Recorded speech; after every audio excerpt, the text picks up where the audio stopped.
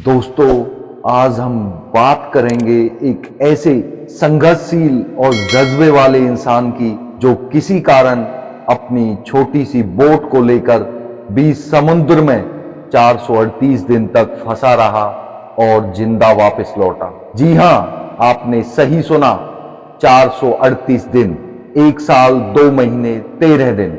यकीन तो मुझे भी नहीं हो रहा, 438 दिन कोई इंसान बीच समुद्र में, वो भी एक छोटी सी नाव पर, खुले आसमान के नीचे कैसे सरवाइव कर सकता है। ये असंभव है। लेकिन कुछ जिद्दी लोग ऐसे होते हैं जो असंभव को भी संभव कर देते हैं। उस इंसान के संघर्ष और जज्बे को दिल से सलाम। 99% लोग ऐसी परिस्थिति में गिव अप कर देते हैं, पर वो अद्भुत इंसान था जो 99% में नहीं, सिर्फ 1% में आते हैं। पल भर के लिए अपनी आंखें बंद कीजिए और कल्पना कीजिए, आप एक ऐसे इंसान हैं जो किसी हादसे का शिकार हो गया है और कहीं ऐसी जगह पहुंच गया है जहां आपका कोई अपना नहीं है।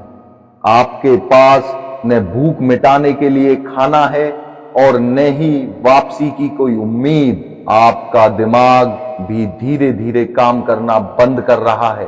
अब अपनी आंखें खोलिए और भगवान का शुक्रिया अदा कीजिए कि यह आपकी कल्पना भर है। मगर क्या आप जानते हैं कि यह किसी इंसान की असली कहानी है? यह कहानी है एक निडर मछुआरे जोस साल्वाडोर अल्वारेंगा की। वही अल्वारेंगा जो मछली पकड़ने के लिए समुद्र में उतरा तो, लेकिन उसे वापसी में पूरे 438 दिन लग गए। 17 नवंबर 2012 यह वह तारीख है। अल्वारेंगा मैक्सिको के एक गांव से निकला और गहरे समुद्र में मछली पकड़ने उतर गया। इस यात्रा में उसके साथ उसका एक साथी भी था। मछलियां पकड़ने में उसे अल्वारेंगा जितनी महारत हासिल नहीं थी, मगर वो खुद को निखार रहा था। अल्वारेंगा की योजना के हिसाब से उसकी यह यात्रा करीब 1 दिन तक चलने वाली थी। इस दौरान ब्लैक टिप शार्क और सेलफिश को पकड़ने का उनका प्लान था। सब कुछ योजना के अनुसार ही हुआ, मगर तभी एक खतरनाक तूफान ने अपनी दस्तक दे दी। भारी बारिश और तेज हवाओं के कारण उसे खतरे की चेतावनी मिल चुकी थी। बावजूद इसके वो अपनी सिंगल इंजन वाली टॉपलेस बोट के सहारे आगे बढ़ता रहा। यह रिस्क उसे भारी पड़ा। 5 दिवसीय तूफान उसे अपने साथ बहा ले गया। जिस रेडियो से वो मदद मांग सकता था वो भी नष्ट हो चुका था। बोट का वजन कम करने के लिए अल्वारेंगा ने 500 किलोग्राम वजन के बराबर की अपनी सारी मछलियों को फेंक दिया। अब उसके पास न तो खाने के लिए राशन था, न रोशनी थी और न ही किनारे से संपर्क करने का कोई तरीका। खुले समुद्र में उसकी बोट बेलगाम आगे बढ़ी जा रही थी। भूख लगने पर वो अपने नंगे हाथों से मछली, कछुए जैसे समुद्री जीव पकड़ता और उनका मांस कच्चा ही खा जाता। पीने के लिए अल्वारेंगा ने बारिश के पानी का सहारा लिया। एक पल ऐसा भी आया जब उसके पास पीने के लिए पानी नहीं बचा। ऐसे में उसने कछुओं का खून और अपना मूत्र तक पिया। करीब 4 महीने के बाद साल्वाडोर के साथी ने कच्चे मांस को खाने से मना कर दिया और अंततः भुखमरी से मर गया। मगर साल्वाडोर ने जिंदा रहने के लिए सब कुछ जारी रखा।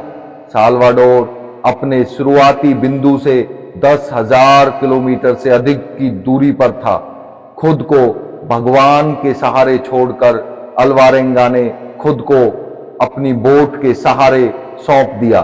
वह खुली आंखों से आसमान में टिमटिमाते सितारों को देखता, इस उम्मीद के साथ कि कोई उसकी मदद के लिए आएगा। उसने अपने आसपास कई सारे जहाजों की चहलकदमी महसूस की, मगर कोई उसकी मदद के लिए आगे नहीं आया। इस अकेलेपन में भी अपने संघर्ष और जुनून के साथ वो जिंदा रहा।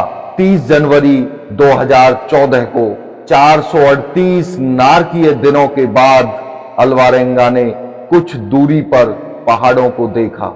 यह मार्शल द्वीप समूह का एक छोटा सा कोना था।